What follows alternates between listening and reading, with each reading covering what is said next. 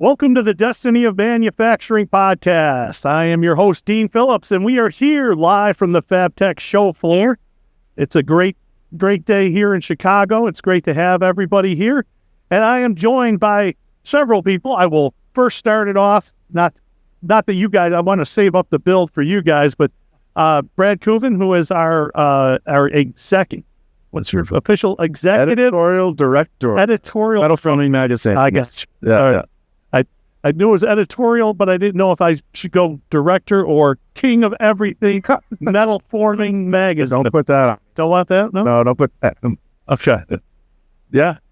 All right. Great to have Brad Kuvin here. And I have with me, of course, joined to my left side, of course, we have Jeff Dec from Laystrom. And I'm going to let you guys kind of take it over after I introduce both of you. And John Axelberg, of course, from General Stamping, and great to have you here. To be here. Please tell everybody about yourselves and your backgrounds. I've been in this business too many years. Somebody will say over 50 years now. Started at a very young age. Been with Laystrom for the last 11 years. What brought me to Laystrom was their automation. So I've always been pulled towards that. I like to work with the newer equipment, newer technology, and move things forward. So that's what attracted me to the company originally. And I have not been disappointed the entire time I'm there. Great. That's great to hear. Like that. John? Yeah, so I too have been in this business many, many years, and my company is 103 years old. So I was not attracted to it by the automation. I was attracted to it by a job offer from my dad when I graduated from college. And we had zero automation at the time. So, it's been a really interesting journey for us. And mostly just, been pulled by our customers into, a variety of automation projects over the years. That's great. It's good to hear that. Now, the reason that we've asked you guys to be here and be on this panel was obviously automation, but also what's coming up. Can you talk a little bit, Brad, about the fabrication summit? Yep. And thanks to Jeff and John for joining us on the podcast today. Thank you. Yeah, we MetalForming Magazine and PMA are producing a conference in November. It's here in Chicago called the Metal Fabrication Strategy Summit. And so we've got 6 panel discussions organized for that summit. It's a little bit different format than your typical conference of 45-minute PowerPoint presentation. Instead, we put together these panels to talk about topics that we feel are important to metal formers today. Some of the topics we're covering are design for manufacturing, smart manufacturing, which everybody here at FABTECH is talking about this week, and automation. So, and you guys were kind enough to volunteer to sit on our panel discussion on automation. And that discussion's really going to focus on obviously the technology that's being used to automate, in this case, fabricating operations, whether it's cutting or forming or welding perhaps. But to also talk about the strategy that goes into deciding when and how and what to automate. It's not just as simple as adding a robot or a cobot to an operation, but I know there's how are we going to justify these investments? What's the throughput improvement going to be? What's the quality improvement going to be? Where can't we find operators to show some of these processes? So that's what some of the attendees of the conference, when they attend the automation panel discussion, will get. Not just here's the technology, but what's the management strategy behind that. So we were hoping maybe with this podcast that you guys would talk a little bit about what you've done at Laystrom and at General Stamping and Metalworks to automate. Where have you looked to automate already, and what has the payback been? And then where are you looking to automate in the future? Maybe you're walking around FABTECH this week looking for some automation equipment. I don't know, but Jeff, maybe you want to talk a little bit about what you've done at Laystrom with automation and what you're looking to do. Right now, we run 3 lasers, lights out. This a weekend, we can burn probably around 100,000 pounds of steel. Wow. Nobody even there. We have cobots, we have robotic welding, as well. And we're looking at other new processes and new equipment, actually, while here at FABTECH. So when you say it lights out, you're doing automatic end of processing, like part sorting. We've taken it from a shelf full of lengths, sheet stock, cut it to full length and everything. That way, all the parts are and components are laser cut. They're restacked in another shelf.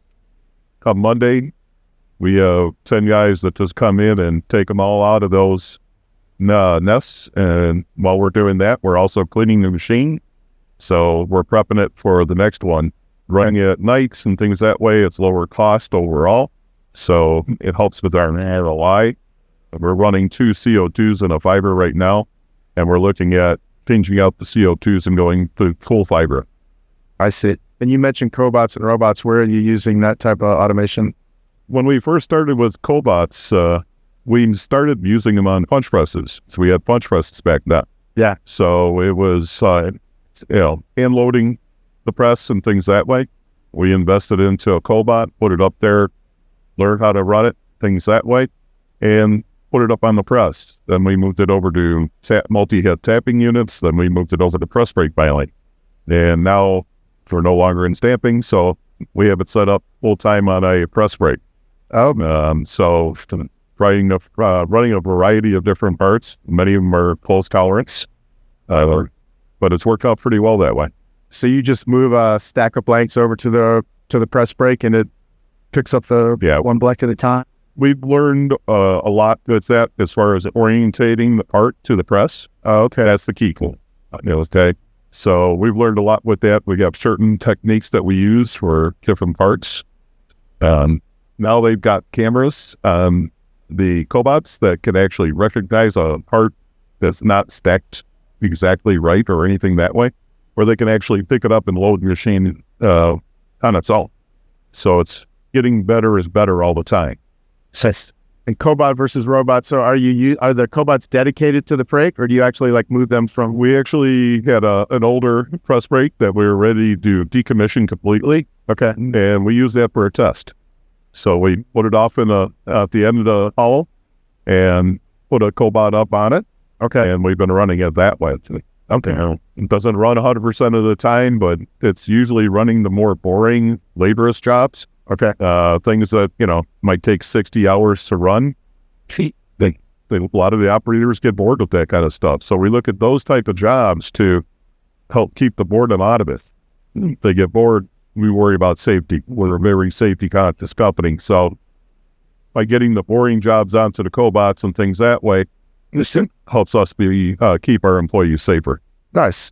And so the operators actually welcome the addition of the first 2 setups. What we did on the press and on the tapping units was an employee coming up to us and saying, "I hate this job.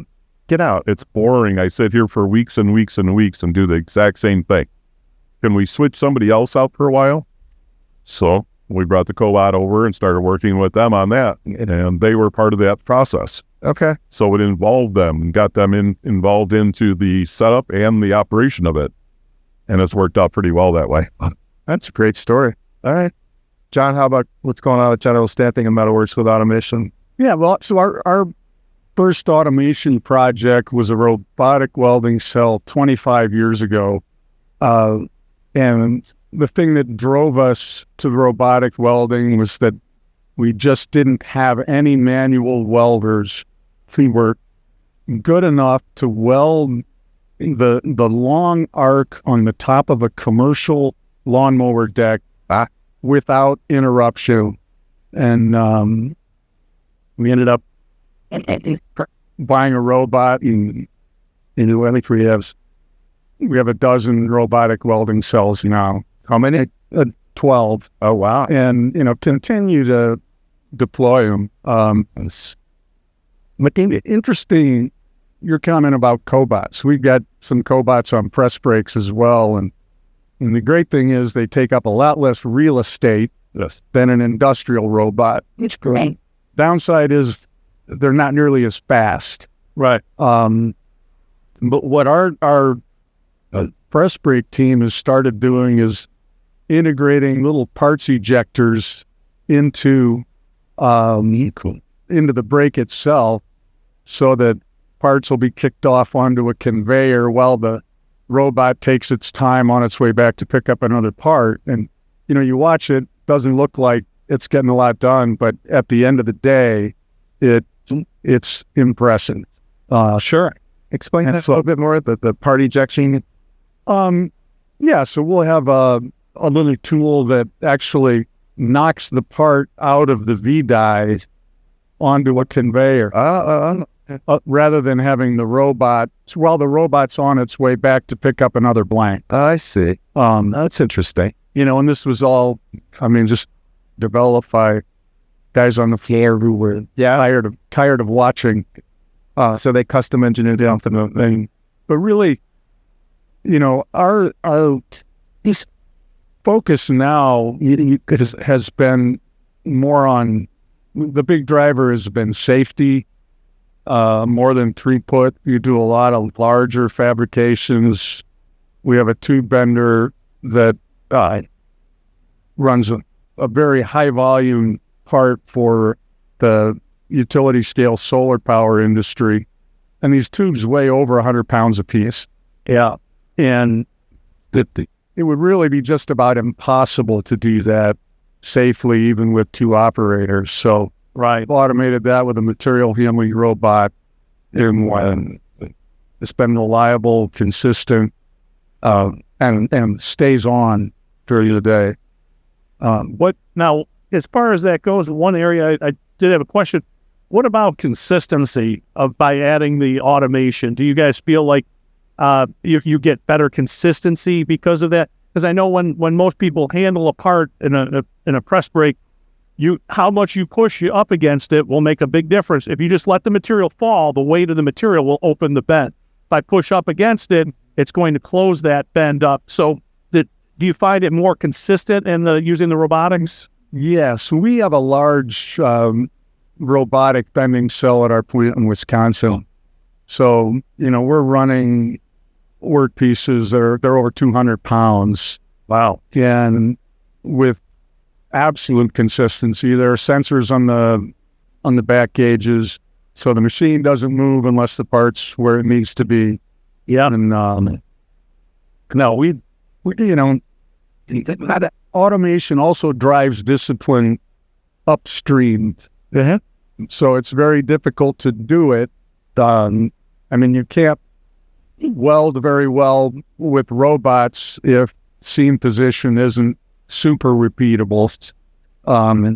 So it does drive some discipline throughout the organization, which has its own benefit. Yes. But the weld is always going to be where it's supposed to be. Key is getting the part there. Yes.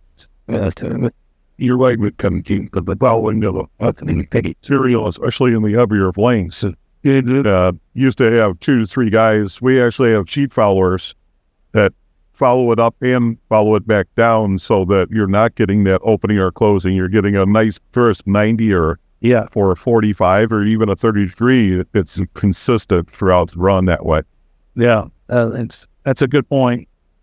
The one other thing that I know that we were going to talk to you about is, what are some of the things that the benefits that beyond just the typical ROI that you would get? What are some of the other things, the benefits you mentioned a second ago, the aspect of the downstream attitude that you have because of that? What are some of the other intangibles that you may have seen when you've implemented some of this automation?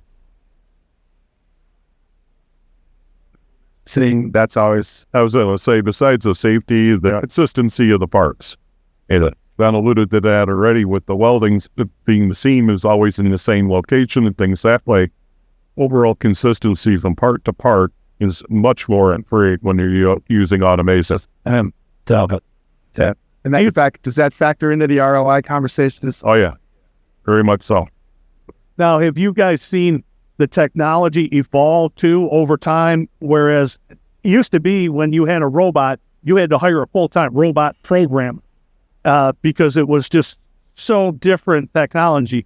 Now you see people using robots and cobots that can be moved manually, and then it remembers that range of motion that it goes on. Do you see more of the intangible things like that starting to take place as the technology has evolved? Yeah, I mean, cobots are very intuitive. But we have a full-time programmer for welding. Yeah. But the welding cobots are great. We try to employ those on parts that are low volume, kind of high mix, that just have a lot of weld content. You don't have an indexing positioner that your arc-on time is not going to be the same. Right. But for the right application, they're great, and a welder can make them go. Yeah. Hey, there's still that belief, and maybe you guys can dispel it a little bit, that robots, cobots, maybe not great for high mix production, but you're able to get those programs done and changed over. Yeah. On high mix. We're strictly a fabricator. Yeah. So all our stuff is what would be considered turf on. Yeah. Low volume, high mix. We're with our lasers and things that way. We actually burn our fixture on the laser for all the welding that is being done. I see. So it's a lot more precise that way, and brings it into play, gets it up and running faster. Yeah. So it's quick turn, quick to set up. You've got quite a few welders. We have one robotic welder in house. One of my welders will set that up. It'll take him about 20 minutes to set it up. And then he's back on his bench and welding. Mm-hmm. And meantime, then we put a operator on it. And the operator runs it all day long. Second shift comes in, they take over and it. So it's great. It has changed a lot with the teaching pendants and things that way, and some of the touch screens that they now have. You don't actually, for a smaller shop like us, where you only have one robotic welder, you don't need a full-time programmer or anything that way. We have 3 different people trained on the cobot. The training for the cobot actually took about 4 hours. Mm-hmm. So it's not long at all. No. Okay. The robotic welder was 2 weeks total. First for the first initial class, and then the advanced class. Like I said, we've got multiple people trained on it. Yeah. They spend 20 minutes and set up, let it run. Yeah. Yeah, nice. Well, before we let you guys go, we are here at FABTECH, as Dean said. So you looking for anything special while you're spending time here at the show? They get your eyes on some automation or some pieces that we're looking at, another fiber laser, adding fiber laser into it again. And I'm also looking at some other things with AI and moving forward in a couple different areas. And I expect AI in some way, or just looking to get into it? There's a couple different things that we got our eyes on it for. Yeah. One is inspection that I'm explicitly interested in myself. Okay. Yeah. How about you guys? Yeah, we're probably one of the larger fabricators in the country that doesn't have a powder coating system in house, and so we're looking forward to integrate that, but trying to learn what I can about that. And that's a whole other frontier for automation. Yeah. But the other thing we're really taking the approach of, I'm asking my team, imagine this company as it is today, but with no people. What would the quality of the instructions have to be like to get the work done? So, we're taking what we've learned from automation at the discrete part level up to the business level and trying to become as automation ready as we can be. So if every instruction we send should be able to be understood by a dumb device, a person is definitely going to get it. And we're really interested now in applying that in our material handling area. I think we have 31 forklifts running around half the time with nothing on the forks. Yeah. And so we're looking at deploying AGVs Okay. kind of at the preliminary stage of designing those circuits. But yeah, it gets really fun when you start looking at the whole enterprise with the same mindset you use to automate a discrete process. Yeah. I mean, So we'll see. But a lot to see at FABTECH, and yeah, sure is. this is where you figure out what's possible. There you go. Yeah, I like that. Figure out what's possible here at FABTECH. And so a reminder again, the 18th and 19th of November at Northport, right close by here, is the November Fabrication Strategy Summit. Look forward to seeing you there. Yeah. Thanks for joining us today, guys. Really appreciate it. Thanks for having us. Yeah. Okay.